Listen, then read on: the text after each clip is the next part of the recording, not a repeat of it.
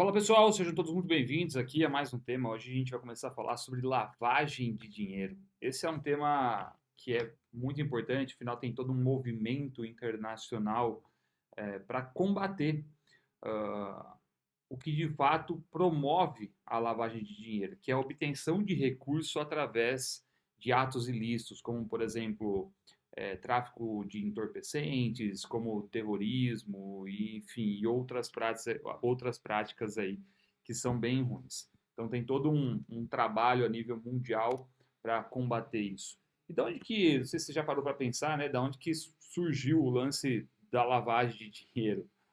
Então vamos começar por aí para você entender o porquê do termo.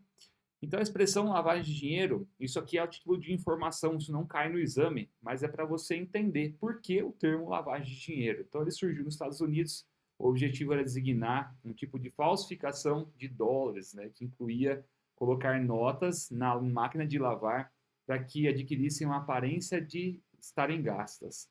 Aí de lá para cá, a tal da lavanderia se sofisticou em relação aos seus métodos. A integração do sistema financeiro mundial permite que os recursos viajem entre contas bancárias de diferentes países, né? Então a gente pensa assim, países que têm mais restrição à questão de acesso a informações financeiras, né, que protegem muito essas informações financeiras, viram os famosos paraísos fiscais. Então, como hoje essa integração de sistemas entre aspas, é um tanto quanto simples, né? Embora a gente sabe de toda a burocracia para que isso aconteça, mas você levar o dinheiro daqui do nosso país, de onde você estiver, para um paraíso fiscal. Enfim, então essa facilidade do dinheiro viajar entre contas bancárias de diferentes países em questão de segundos, assim o dinheiro sujo acaba sendo incorporado à economia de maneira formal. Bom, entrando ainda no título da lavagem de dinheiro, aqui no nosso país, o conceito está expresso na Lei 9.613 de 1998, que conceitua crime de lavagem de dinheiro como você estivesse ocultando. Deixa eu até pegar a caneta aqui para a gente fazendo algumas marcações. Preta. Como você ocultar, olha aqui, ocultar ou dissimular a natureza, origem, localização, disposição, movimentação, propriedade de bens, direitos ou valores provenientes direta ou indiretamente de uma infração penal. Então você está fazendo alguma coisa diferente da lei, coisas que você não pode fazer. Então, o que é lavagem de dinheiro? É a prática pela qual se insere na economia formal recursos decorrentes de atividades ilícitas por meio da ocultação ou dissimulação da sua verdadeira origem. Então, estou fazendo tráfico de armas. Então, esse dinheiro está vindo de uma operação que é errada, é contra a lei. Estou fazendo tráfico de drogas, né? Fui fazer extorsão de pessoas, enfim, pratiquei algum tipo de crime, que o dinheiro é ilícito, enfim, toda a prática para dar uma aparência lícita, a gente está falando que é um processo de lavagem de dinheiro. Com a Convenção de Viena, de 1988, esse é um assunto de prova, tá? A questão da Convenção de Viena, as nações puderam unir esforços. Então, o que é a Convenção de Viena? É uma união de esforços contra o tráfico ilícito de entorpecentes e substâncias psicotrópicas. E assim deu-se origem ao combate à lavagem de dinheiro. A lavagem de dinheiro, ela envolve 3 etapas independentes. E essas etapas, elas são cobradas no exame, que é a colocação, a primeira fase. Então, a fase 1 é a colocação, é quando a gente, no caso não eu nem você, né, porque a gente não pratica crime, assim espero que com você também seja, e a gente obteve o recurso ilícito, de maneira ilícita. E aí eu vou colocar esse dinheiro no sistema. Como que geralmente isso acontece? Aí a gente pega dinheiro, que é dinheiro físico mesmo, né, que a gente chama de moeda fiat, ou dinheiro, o dinheiro como a gente está em notas, em reais mesmo, e a gente vai colocar esse dinheiro no sistema. Então a gente vai fazer pequenos depósitos em contas bancárias que geralmente são contas de laranja. E aí a gente começa com uma segunda fase, que é a fase da ocultação, que a gente começa a tentar dificultar a origem desse recurso, fazendo transações com esse dinheiro, movimentando esse dinheiro de uma conta para outra, comprando bens, né, adquirindo propriedades. E aí a gente vai para a terceira fase, que é a fase da integração, que é a fase que de fato o recurso ele toma uma aparência lícita, ele é realmente incorporado dentro do sistema e fica muito difícil de a gente conseguir voltar lá na origem e entender qual foi o ato que aconteceu, da onde que surgiu essa grana. Um ponto muito importante de você entender aqui na questão das fases da lavagem de dinheiro é você realmente entender que ela começa pela colocação, mas não só pela colocação. Às vezes, dependendo como for, né, a gente pode estar tratando de uma fase que a gente pula a primeira fase, a gente pula a colocação. Então, um exemplo, a gente pega dinheiro que é advindo do tráfico, tá? Do tráfico de drogas, e vai numa casa de câmbio para fazer a troca desse recurso em reais por dólares. Então, tenho 10 mil reais, que é advindo de operação ilícita, de tráfico de drogas, e aí eu vou numa casa de câmbio para trocar esses 10 mil reais por dólar. Ou mandar esse recurso para outro país, né? Então, quero pegar esse recurso daqui e mandar para os Estados Unidos. Então, já está pegando o recurso que foi advindo de lá, do tráfico de drogas, de uma atividade ilícita. Eu não fiz uma série de operações pequenas para colocar ali no mercado. Eu já estou fazendo uma operação de ocultação. Então é muito importante que a gente tenha essa percepção de que nós podemos sim pular diretamente para a segunda etapa quando a gente pensa na atividade ilícita, tá bem?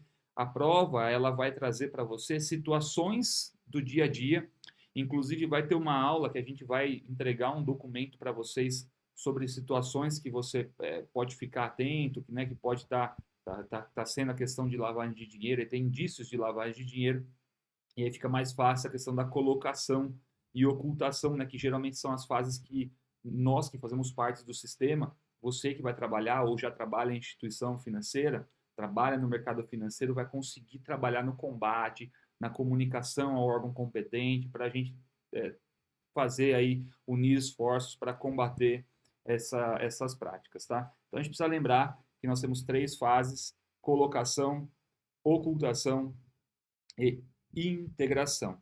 A gente gosta muito de falar da sigla COI, para você lembrar das etapas. C de colocação, O de ocultação e de integração.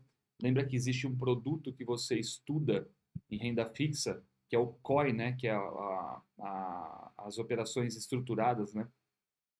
Só que o COI lá da renda fixa é COI com E. Aqui a gente está falando de COI, que lá é o certificado de operações estruturadas, aqui a gente está falando do COI.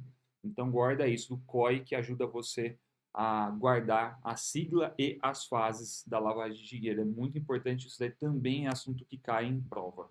Falando especificamente de cada uma das etapas, na colocação, ela é a primeira etapa do processo, é quando o dinheiro ele é inserido, embora eu já tenha repassado isso na explicação inicial, nunca é demais a gente reforçar. Então, a primeira etapa do processo é quando o dinheiro ele é inserido no sistema econômico, se efetua por meio de depósitos, compra de instrumentos negociáveis ou compra de bens para dificultar a identificação e procedência do dinheiro.